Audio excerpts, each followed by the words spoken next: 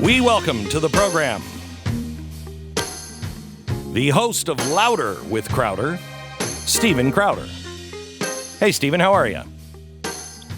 Not good, Glenn. Not good?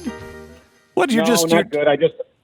Go ahead. You had me. I was listening to your advertisements, your sponsors, and wonderful. You do a great job. Thank you. I will say this, Glenn. You're probably one of the best guys I know. When I used to watch on Fox, when you would use a prompter, and I know the scandal prompter, right, because you're doing a full-hour show. It's really hard to tell if something is written or you're off the cuff, and that's really just the performance artist in you. It's a real skill, and I envy it. But I'm not doing well because I was waiting here while you're doing your sponsors, and I found myself reading a BuzzFeed listicle, I guess they call them, top 25. Right. And yeah.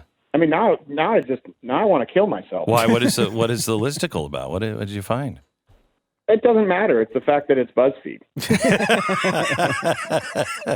So I know it's National Awareness Day, and I just think these are the issues that slide in between the cracks. And if we were to look at the current suicide epidemic, it's a pandemic. I think there's some responsibility of BuzzFeed articles. I think BuzzFeed articles lead to mass suicide. That's a theory. I think it's a pretty good theory myself. It's why I don't go to BuzzFeed. Maybe that's why no one's talking about it. Yeah. It probably has it sounds like a relatively simple solution. Yeah, I've got a listicle.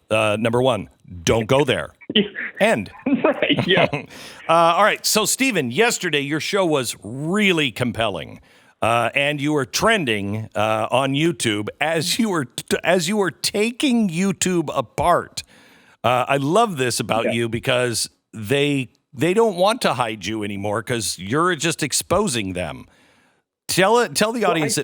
Go ahead. I think they're stuck between a rock and a hard place. And I want to make sure people understand, like with my channel and the demonetization, all that stuff is separate from what we stumbled across. So for people who haven't watched this video yet, it's available at YouTube. It's available at The Blaze. Listen, we were demonetized last summer. And so when that started happening, that wasn't really what concerned us. What concerned us was this all of a sudden drop off in organic reach in search. And we realized that we weren't showing up. If you type in Steven Crowder changed my mind, my stuff doesn't show up. And we told people in the audience, hundreds of thousands of people responded or sent screenshots, and some of them said we were lying, saying, no, you show up perfectly fine. We go, why is there such a discrepancy in the search results? Well, we realized that if people were searching in the United States exclusively, my content wouldn't show up. But if they switch their VPN, effectively, which is like a digital web kind of address to Germany or Spain, anywhere that's not the U.S., it would show up. So we said, okay, let's run some more tests on this. And we just happened to be running some tests because we've been going back and forth with YouTube on Tulsi Gabbard, because everyone was talking about everyone had some suspicions that she's being kind of silenced by the DNC. And what happened was immediately the night when Hillary Clinton accused Tulsi Gabbard of being a Russian asset, which, by the way, apparently I'm paid by the Russians to reveal this information as well. That was another conspiracy. Oh, that's really good. Steven, honestly, hang on just a sec. I have to ask you this aside question. As a comedian, as a guy who makes a lot of money writing comedy and delivering comedy, you couldn't have even come up with the Hillary Clinton story that she is peddling now about her, the election, Tulsi Gabbard. I mean, it's beyond reason. Right. No, I mean, last week we just had a sketch with Donald Trump Twitch streaming Minecraft, and it's less absurd than the current story with Hillary Clinton. Right. So what happened was, if you searched Tulsi Gabbard anywhere not in the United States, her channel showed up, and videos from her channel showed up. If you switched her VPN exclusively to the United States, she was nowhere to be found. And then it switched right back when she stopped trending. So effectively, she was not able to defend herself. And keep in mind, Tulsi Gabbard has a pending lawsuit against Google and YouTube for shutting her out from Google ads during a debate. And you and I know this, Glenn. You have a window of opportunity with a debate, especially if you're kind of seen as a second-tier candidate and you gain some momentum. Mm-hmm. And that's what's happened with Tulsi. She's kind of like the left Carly Fiorina. She's done really well in the debates and impressed a lot of people. And then people can't find her when they search her. So this is one of those things. It was so bizarre to me. YouTube says, well, it's geographically based and we want to best serve our audience. I would love for YouTube and Google to answer me, you, anyone, particularly their shareholders, why they think it is best serving the audience to not offer them up the channel of a sitting representative who is currently running for president of the United States only in the United States. It doesn't make any sense.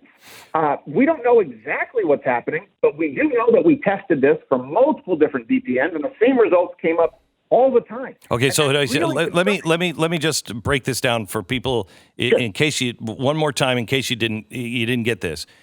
Tulsi Gabbard was trending outside of the United States, where you would think the trend would be lower. Because why does somebody in Spain care about this, this thing with Tulsi Gabbard? Most Americans don't even know Tulsi Gabbard. How do the Spanish, why is she trending there? Okay. Not trending here until she stopped. For Spanish. Pardon me? In their defense, she has that sort of, she could be confused for Spanish. In their defense, she has that really very appealing, generically like Abercrombie ethnic look where you're like, ooh, Spanish? Is there Polynesian? I will say this. I find her very attractive. Her and Nikki Haley, very attractive. But I do have to correct you. Tulsi Gabbard was trending in the United States on Twitter and on Facebook. So she was trending even in the United States. But if you searched Tulsi Gabbard on YouTube, where she has a channel, by the way, you didn't find Tulsi Gabbard's content. You found other content from people accusing her or news outlets accusing her of being a Russian outlet. So she was trending. Okay, so wait a minute. So her content, and that includes one of the things she was doing on her channel that was live, right? I can't confirm that she was doing something live at that moment. But again, it was her channel wasn't showing up, nor videos from her channel. So she was trending. And then if you go onto YouTube from any country that's not the United States, and you search Tulsi Gabbard, boom, Tulsi Gabbard's direct channel and videos show up. The only place where it was like a ghost, she didn't show up at all, was the United States. Do we have any idea yet of what their defense is of this, Stephen?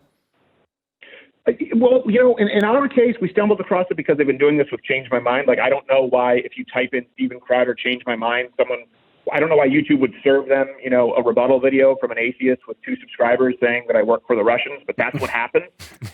Usually when we talk with YouTube, they offer 3 defenses, right? It's an algorithm. Okay, well, an algorithm is created by a person, right? And here's the thing. We've talked with YouTube quite a bit, and they actually switched our channel recently to whatever it's called, like an official verified preferred channel when we complained. So someone flipped the switch so that our channel shows up now, which means it's not an algorithm. We are in a unique position to prove and say, no. We spoke with higher ups at YouTube. They fixed our channel. So that would be one defense. That's not true. That's just an algorithm. No, there ultimately is someone who makes this call. Sure. Then they can say, well, the algorithms are geographically based to best serve an audience. Again, how does it best serve the American audience for them to exclusively not find someone running for president of the United States? Right. Then they might try and say, well, it's just some lower level employee. But I've got to imagine, because my name is, they've been watching our Narcos parody and our transgender breastfeeding Hitler sketches at YouTube headquarters because they've talked with us about it. They've talked with us about these sketches, which to me is hysterical that in Palo Alto they're watching Louder with Crowder content. I can just imagine the counseling that has to take place. I'm trying to imagine that the management of a channel of a sitting presidential candidate who is currently suing the company wouldn't be passed off to some patsy for the higher-ups. And while we're talking about preferred channel status, because that's a new change YouTube has made, shouldn't all people running for president of the United States right now, shouldn't there be a meeting that all of them have official verified channel status? Why would Tulsi Gabbard not? So they can make those arguments. I don't think it passes the sniff test, and I don't think it passes the common sense test. Most people will go, well, of course I assume that if Google, who, by the way, control 90% of the search market globally, Google. We talk about, the example I use is if JFK were not able to get on NBC, ABC, CBS back in the day, if they blacklisted him, he would have never been the candidate. He would have never been president. Well, Google has at least that much power, much more globally, and they're in more households and used by more Americans than all TV networks combined. And if they are not acting truthfully, or at least most Americans would assume, well, if I'm going onto Google or if I'm going to YouTube, I just like Tulsi Gabbard and debate. I want to see what she has to say.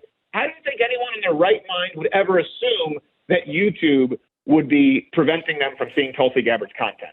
But that's the problem with there's the bias by proactive lies, which we see, but this is far more subversive because people never know it. And that really, really worries me. This is the most powerful company in the history of the world. And I mean that. You go to the West India Trading Company, you can even look at the English Empire. No one has the influence over the delivery of information right now that Google, YouTube have. Maybe if you add up Facebook, Twitter, and all of them tend to be lean significantly left. I will tell you, Stephen, that this is the first time I've said this recently a couple of times, and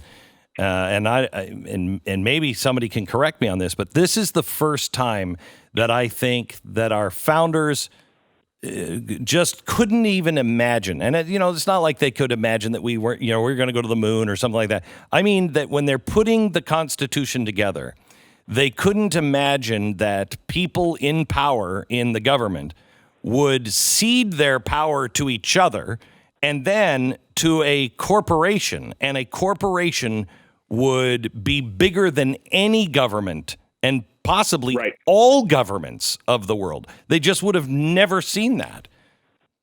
Right. And like you said, I don't want to go down that slippery slope of, people say, well, the First Amendment doesn't apply to iPhones. No, it applies to everything. But in this case, it's a little different because YouTube and Google, by the way, have hosted political debates. People send in their questions via YouTube. They have chosen to engage in the political sphere right now, and they have come out and said, we are a public platform. They are not a publisher. But if they are creating algorithms, or if someone is manually removing search results from a current presidential candidate, that is not acting like a platform. That is acting like a publisher. What we need is transparency. What we need are answers. And I'm going to be really clear. I can't stand most of Tulsi Gabbard's policies. And when people say, well, she's one of the more reasonable ones, that's because she's the only current Democratic candidate who said there should be some cutoff for abortion, and it was 28 weeks. That's 7 months. So she says, let's stop abortion after 7 months. How about that? And they go, Russia, Russian plan. So it's odd to me that Google and these tech companies like Tulsi Gabbard isn't far left enough. It's mind-boggling, and I think it's super important because, listen, I think Donald Trump's going to win, and of course I don't want Tulsi Gabbard to be president. Of course I don't want Bernie Sanders to be president, but I want it to be an honest win. I want the Democrats to still get the candidate that they've chosen, right? Donald Trump was not supported by donors. That's a great example. How did Donald Trump become president? People wanted him, and he was using new media, social media, right? It wasn't. If you were to compare the power that's wielded from big money, be it the Koch brothers or big oil, to Google and big tech, it's not even close because we have a president who didn't even have the backing of that big money. Yep. He had his own mediums on new media, and they've come out and said, we didn't do enough to stop Donald Trump. And now it looks like they're trying to stop Tulsi Gabbard. I can't say it with 100% fact, but I can absolutely say that when this was trending, if you search Tulsi Gabbard on YouTube, you did not get Tulsi Gabbard. And that is either an oversight, there's such complete ineptitude that they cannot be running 90% of search information. There needs to be more transparency, or they need to answer for something more sinister going on. Stephen Crowder from Louder with Crowder. You can sign up, follow him on YouTube, and you can find him at louderwithcrowder.com. Also, he is a member of The Blaze, where you can see the show he's talking about, either on YouTube or if you're a member of The Blaze, it's also on blazetv.com. Stephen, thank you so much. Talk to you again.